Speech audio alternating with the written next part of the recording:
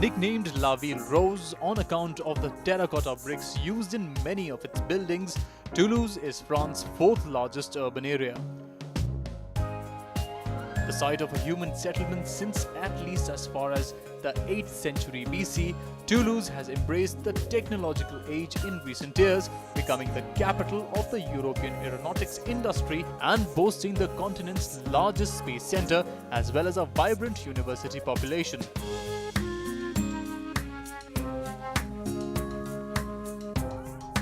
At the same time, it remains steeped in history and can claim to be one of France's most enchanting destinations, having often been voted the most desirable place in the country to live. Highlights include the medieval Old Town, the elegant Capitol building, and the Canal du Midi, which links the Garonne River to the Mediterranean Sea. Cassoulet enjoys pride of place among the local culinary specialities. Long before the Romans arrived in 107 BC, Toulouse was a strategic trading post between Spain, Italy and the rest of Gaul, who occupied the region at first allied themselves to the Romans but then attempted an unsuccessful revolt. Under Augustus, the town became an important administrative and military center in the province of Narbonne. The Gallo-Romans were the architects of many constructions, including aqueducts, which have not survived to the present day.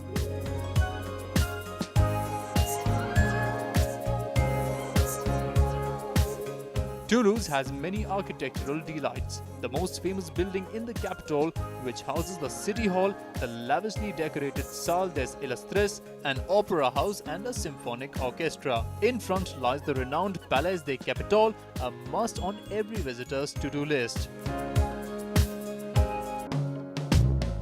The spine of the city centre is still the Roman Carreau, the north-south axis, which displays many of Toulouse's attractive features along its pedestrianised length. It was along this route that the Bishop Martyrs Saturnin was dragged by a bull in 250 from the Basilica of Saint Sernin to the Capitol for having refused to honour the emperor.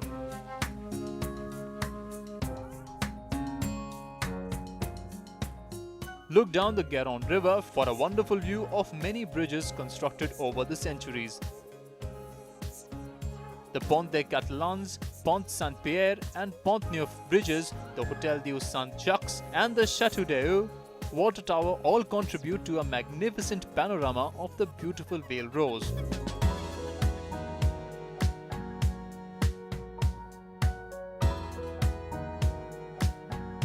The narrow streets that thread through some architectural gems between Palace Esquirol and the Carmes Market afford a wide selection of venues for lunch and dinner.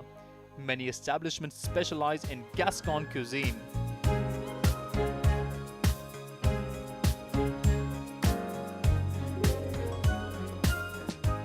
The Jardin des Plantes Botanic Gardens, Jardin Royal and Grand Ronde are the city's centre green spaces that act as the lungs of Toulouse. Situated between these three parks is the excellent Natural History Museum.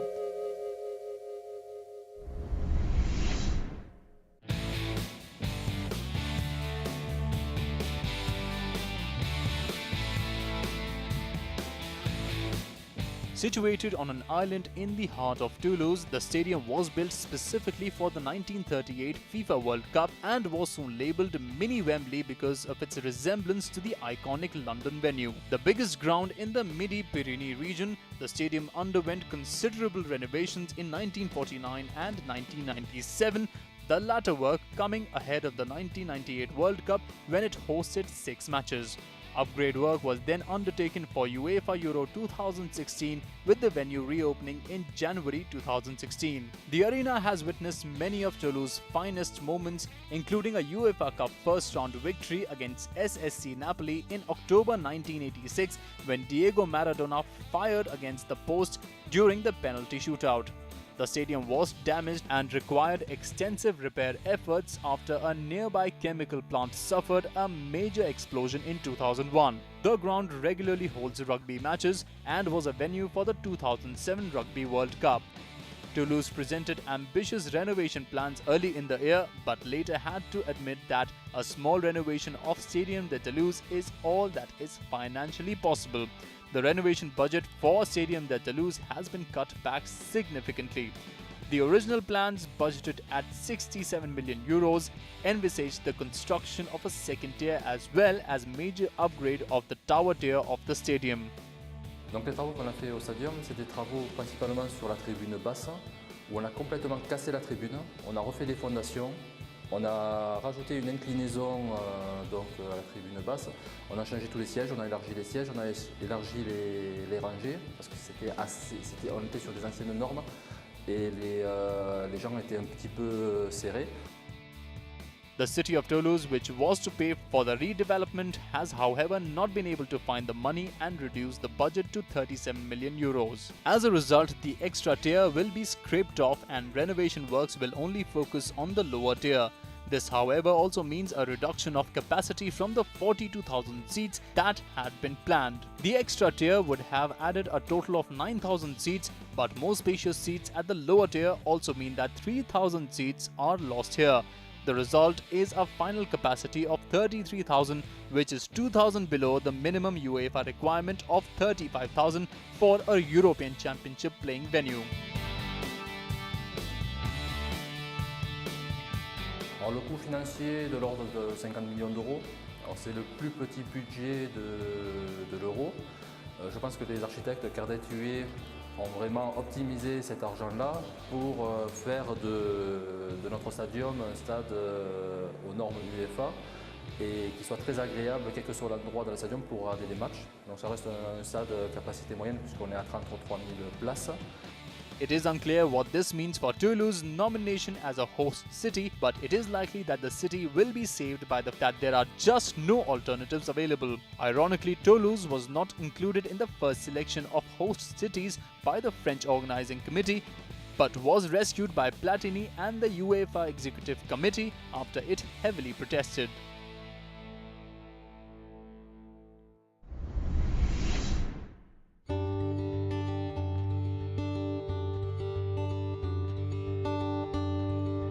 The Basilica of Saint-Sernin is a church in Toulouse, France, the former abbey church of the Abbey of Saint-Sernin or Saint-Saturnin.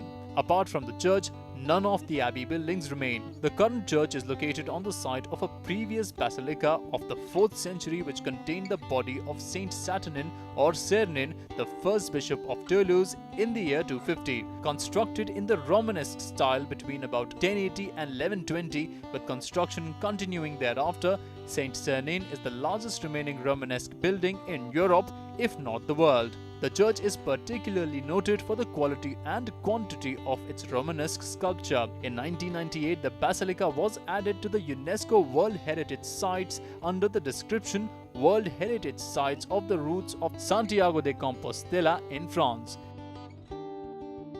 Despite being called a basilica, Saint Sernin's deviates from the basilica plan of an early Christian architecture in a few ways. It is much larger compared to its early churches. It is also constructed mostly of brick. The building is in the form of a crucifix. The ceilings are vaulted. Unlike many of the earlier churches, Saint Sernin's contains radiated chapels which were used to display important relics. Another deviation from the earlier Christian churches is the addition of an ambulatory, a walkway that goes around the nave and side aisles to allow for viewing of the radiating chapels, which could be done while Mass was being held without interrupting the ceremony. For these and other reasons, Saint Sernin's is often said to follow the pilgrimage plan instead of the traditional basilica plan. On the exterior, the bell tower standing directly over the transparent crossing is the most visible feature. It is divided into 5 tiers, of which the lower 3, the Romanesque arches, date from the 12th century and the upper 2 from the 14th century. The spire was added in the 15th century. The bell tower is slightly inclined towards the west direction, which is why from certain standpoints the bell tower roof, whose axis is perpendicular to the ground, appears to be inclined towards the tower itself. The chevet is the oldest part of the building, constructed in the 11th century and consists of 9 chapels, 5 openings from the apse and 4 in the transepts. The exterior is additionally known for 2 doorways. Above the Porte des Comtes is a depiction of Lazarus and Dives. Dives in hell can be seen above the central column. The doorway gets its name from a nearby alcove in which the remains of 4 counts of Toulouse are kept. The Porte des Celines is known for its elaborate sculpture above the entrance. The central nave is barrel vaulted, the 4 aisles have rib vaults and are supported by buttresses. Directly under the tower and the transept is a marble altar consecrated by Pope Urban II in 1096 and designed by Bernard Guelduin.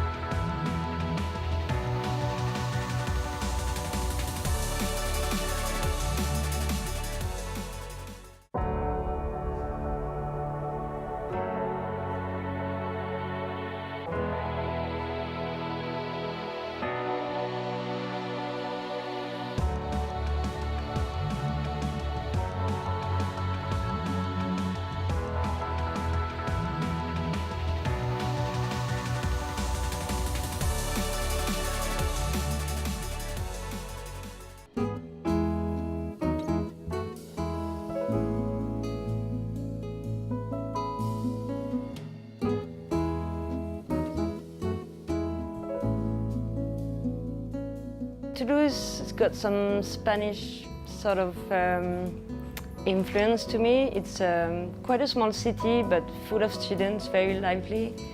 A lot of people go to cafes, sit at the terrace. You know, people basically enjoy life and are very happy and joyful. I've been to Spain many times and I've talked to Spanish people and they usually told me, oh, you're from Toulouse. That reminded me of Granada, for example, or this type of city in Spain. So we've got some, how do you say, relationship between Spain and Toulouse, I think. A lot of Spanish people immigrated also to Toulouse during the war. And maybe that's why there is such an influence.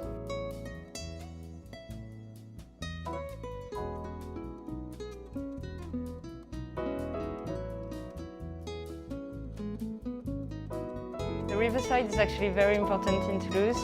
We have many banks, you know, where people go to sit and play music and just, you know, chat with their friends. This is very institutional in Toulouse, actually. We like to enjoy some aperitif, you know, like few drinks and food in the evenings. And yeah, it's a very central place in Toulouse, the river banks.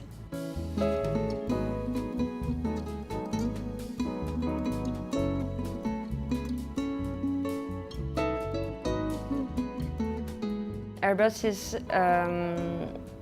probably the place that changed the city the most because it brings a lot of people in the city. As I said, it's a small city, but it's very crowded now, more and more. And people come from abroad, they come from bigger cities in France, and yeah, there are more and more people living in this city, and it's getting bigger and bigger. That's the place where they build the A380, Airbus 380. Airbus is really an important place in Toulouse that provides a lot of work for many people.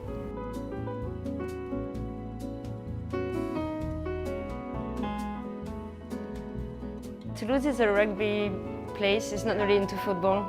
So there's a very famous rugby team, the Stade Toulousain, and much less famous football team, the TFC, which is not as good as the other cities, you know. So football is not very popular in Toulouse. It's more into rugby.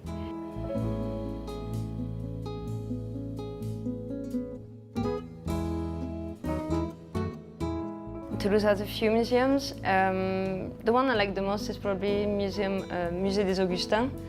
It's a very nice place. It's not too big, not too small, and the building is very nice. It's an ancient monastery with arches and very nice gardens. It hosts some exhibitions also. And it's a nice place just to hang out, you know, and get a bit away from the busy life, you know, the busy city life.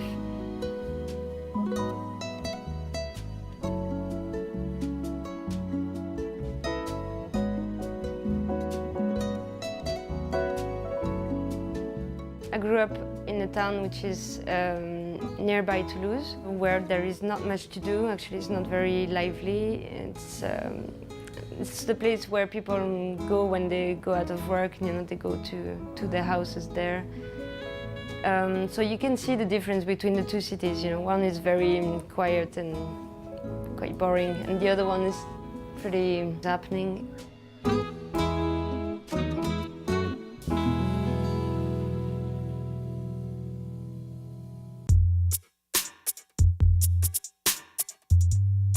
The people are very welcoming. As I said, there is this Spanish influence, you know, people will welcome you and speak to you, be very straightforward. Especially if you're a foreigner, they love to speak to you and tell you about the city, and, you know, they're very proud of the city.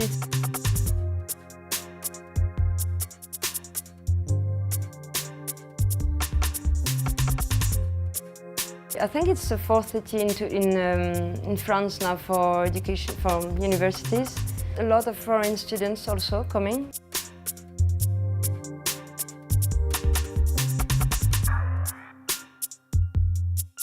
There are usually a lot of people who do some improvised performance. It's a place where they host a lot of events also, because it has you know, it's visible, it's very central, a lot of people go. It's a very touristic place, you know, center of the city. It's nice, it's beautiful.